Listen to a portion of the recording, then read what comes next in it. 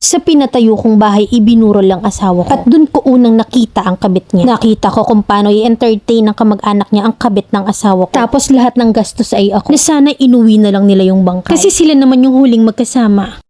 May dalawa akong anak na babae at ang nanay ko ang nag-aalaga sa mga anak ko. Since 2019 na mag-abroad ako sa bansang Hong Kong, naging single mom ako kasi itinuon ko yung attention ko sa dalawa kong anak. Yes, mas pinili kong maging single mom kasi sobrang babaero ng asawa ko. Na hindi ako makapag-focus sa mga anak ko dahil lagi kong iniisip yung sakit na dinudulot niya sa aking pagkatao. Taong 2019 bago ako lumipad papuntang Hong Kong ay nahuli ko pa siyang merong dinadalang babae sa apartment namin. Na nangyayari yon sa tuwing dinadala ko yung mga anak ko sa nanay ko. Pero tinuloy ko pa rin ang paglipad ko kasi mas may opportunity ako sa ibang bansa kaysa magmukmok sa walang kwentang asawa. Hinayaan ko siya na gawin ang gusto niyang gawin sa buhay. Basta ako sa anak namin ako nakafocus at sa pagpapatayo ko ng bahay naming mag-iina sa lugar ng nanay ko. 2021 ay umuwi ako ng Pinas at hindi ako nagpakita sa asawa ko. At nung nalaman niya na nasa Pinas ako ay pumunta siya sa bahay na pinatayo ko. Nakikipag-ayos siya pero hindi ako nakipag-ayos kasi may nabalitaan ako na buntis na ang babae niya. After 6 months ko magstay sa Pinas ay bumalik din ako ng Hong Kong at nabalitaan ko na nanganak na yung babae niya. Wala na rin naman akong pakialam sa kanya kasi unti-unti ko na rin naayos ang buhay namin mag-iina. Nag-focus ako sa trabaho at sa mga anak ko. Year 2024 ay tumawag yung nanay ko sa akin na namatay daw yung biyanan kong babae. Na kasi raw hindi matanggap na nabuntis na naman yung babae ng asawa ko sa pangalawa nilang anak. Umuwi yung asawa ko sa burol ng biyanan ko pero dun mismo sa lamay ng nanay niya, pinagbabaril yung asawa ko at namatay. Hanggang sa nakiusap yung ate niya sa akin na need ko daw umuwi para gumawa ng SPE. Para daw sa pagsasampa ng kaso laban sa pumatay sa asawa ko. Binurol yung asawa ko sa pinatayo kong bahay dahil na rin sa pakiusap ng dalawa kong anak. At dun ko unang nakita ang kabit ng asawa ko. Buntis siya sa pangalawa nilang baby at yung panganay na baby nila ay 2 years old na. Dun ko nakita kung paano i-entertain ng mga kamag-anak ng asawa ko yung kabit niya. At dun ako mas lalong nagalit kasi parang hindi na nila ako nakikita. Sa kabila ng lahat ng mabubuti kong ginawa sa kanila at lahat ng gastos sa burol ay ako. Naniisa sa kanila walang tumulong na dapat yung kabit na ang sumalo sa lahat ng gastos kasi sila naman yung huling nagsama. Na kung hindi ko lang iniisip yung mararamdaman ng mga anak ko, sasabihin ko sana na iuwi na lang nila yung bangkay ng asawa ko sa lugar nila. Pero mas nanaig yung nararamdaman ko sa mga anak ko kaya ginawa ko yun. 1 taon na rin ang nakalipas simula nang mamatay yung asawa ko pero yung galit ko sa mga relatives niya ay nandito pa rin. Kasi panay post sila na masaya daw sila at nawala na ako sa pamilya nila. At pinopost pa nila yung mga masasayang pictures nila kasama ang kabit. Matagal na akong naka-move on sa ginawang panloloko sa akin ng asawa ko. Pero hindi ko alam kung bitter lang ba talaga ako dahil sa mga nakikita ko sa mga post ng relatives niya. Kaya bilang revenge, hindi ko pinapayagan ng mga anak ko na pumunta sa lugar ng asawa ko every time na hihiramin nila ang mga anak ko. Nagbablock kong silang lahat sa Facebook para hindi ko na makita ang mga pagmumukha nila. At ayoko nang makibalita tungkol pa sa kanila. Naging matatag akong ina para sa mga anak ko. Na hanggang ngayon ay sila pa rin ang focus ko para maipakita ko sa kanila na kaya kong buhayin ang mga anak ko kahit wala sila. Pagiging pride ba to? Until now ay nasa HK pa rin ako at kinakaya kong lahat-lahat ng obligasyon na mag-isa kahit wala akong asawa. Hindi ko akalain na susulat rin ako sa iyo, Mami Len. Araw-araw kitang inaabangan at natututo ako sa mga advice mo. Please give me some advice. Tama ba na hindi ko pinahiram yung mga anak ko sa mga kapatid ng asawa ko? Na bilang gante na mas nakatuon yung attention nila sa mga anak ng asawa ko sa kabit niya. Okay naman na ako at naka-move on na. Hindi ko lang alam kung tama ba na hindi ko pinapahiram yung mga anak ko sa kanila. Letter sender, Susan.